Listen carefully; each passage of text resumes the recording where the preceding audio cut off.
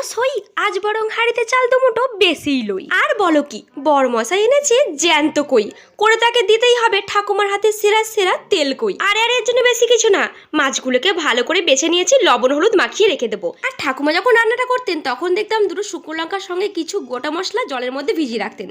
এইভাবে করলে নাকি রান্নার টেস্ট আরও বেড়ে যায়। চলো এবার মাছগুলোকে ভেজে ফেলি। অন্যদিকে আমি পেঁয়াজ আর আদাটাকে ভালো করে বেটে নিয়েছি, তারপর ভিজিয়ে রাখা সেই মশলাটাকেও বেটে নেবো।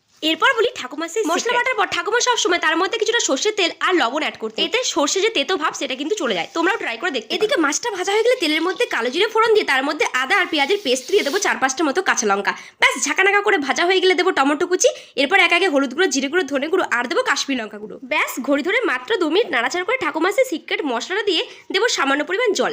জলটা ফুটে গেলে মাছগুলোকে অ্যাড করে 10 মিনিট রান্না করে নিলেই রেডি ঠাকুমার হাতে সেরা সেরা তেল কই। এরপর গরম গরম ধোয়া ওঠা ভাতের সাথে খাও আর খেয়ে বলো জাস্ট ফাটাফাটি।